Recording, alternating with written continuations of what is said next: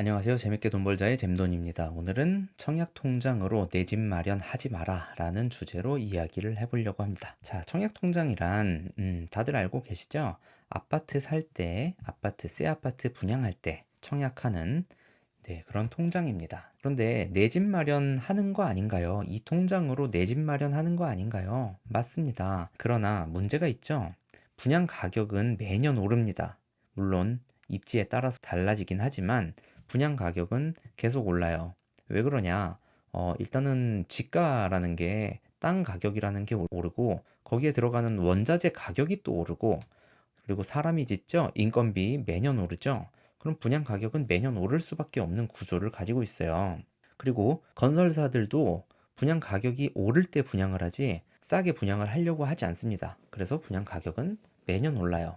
자, 그러면은 돈을 모으면은 집값은 저 멀리 가고 내가 돈을 모으면 집값은 저 멀리 가고 그래요. 지금 뭐 수도권 쪽에 국민평형대 아파트가 뭐 5억이라고 해볼게요. 자, 신혼부부가 5억을 벌려면 얼마나 돈을 많이 저축을 해야 되겠습니까? 둘이서 벌어서 5억을 번다. 그러면은 집값은 얼마나가 돼 있을까요? 그새 또 6억, 7억 가 있겠죠. 그러면 또 2억을 벌어야 되고 이런 악순환이 반복이 됩니다.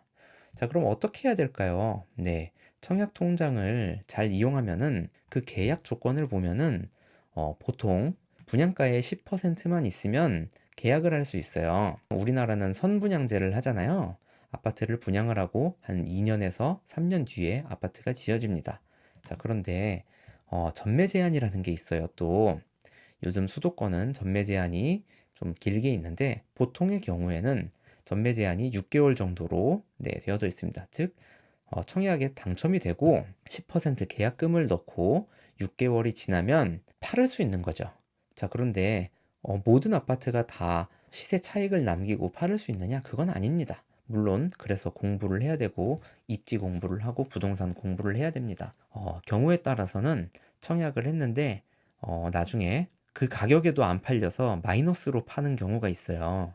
네, 그러니까 당연히 모든 아파트가 다 그런 건 아니라는 거죠. 그런데 이걸 이용만 잘 하면 아파트 가격의 10%를 가지고 시세 차익을 벌 수 있다라는 얘기죠. 자, 결론을 말씀드리면 청약 통장으로 내 집 마련을 하는 건 맞습니다. 내 집 마련을 하는 거는 맞는데, 네, 당첨이 된 아파트를 팔고 당첨이 된 아파트를 판 다음에 그 돈으로 그 시세 차익으로 내가 살고 싶은 집을 사는 거죠. 다시 한번 말씀드리면 청약 통장으로 내 집을 살려고 하지 말고 청약 통장을 이용해서 한 달이 건너서 다른 집을 사라. 이 얘기를 말씀드리고 싶은 겁니다. 어떻게 보면 이게 나쁜 거 아니냐. 그거 시세 차익을 높여서 나쁘게 하는 거 아니냐. 그렇게 말을 하는 사람들도 있어요. 정부가 신혼부부한테 청약 조건을 주죠. 특혜를 줍니다. 다자녀들한테, 장애인들한테 특채를 줍니다. 특별 공급이라고 해서 당첨될 수 있는 기회를 더 열어줬죠. 그죠? 자, 그런데 전매 제한도 풀어주죠. 네, 물론 묶여 있는 데도 있지만 보통의 경우에는 6개월로 풀려져 있습니다. 정부가 하지 말라라고 한 건 아니죠. 근데 하라라고 말은 하기 입장이 곤란하긴 해요. 정부 입장에서 이렇게 해서 돈을 벌어서 재테크 수단으로 사용하세요라고 말을 하기는 얼마나 난처하겠어요. 정부 입장에서는. 그러나 하지 말라라고는 안 했죠. 네, 이게 꼭 나쁘다라고 볼 수 있을까요? 지금 대한민국에서 소득의 불균형이 생기고 신혼부부들은 집을 구하지를 못하고 있습니다. 근데 이거를 이용하지 말아라? 마치 그게 불로소득인 양 그렇게 하면은 안 된다라는 거죠. 왜냐면은 만약에 그럼 가격이 떨어지면은 누가 보상해 줍니까? 그건 아니잖아요.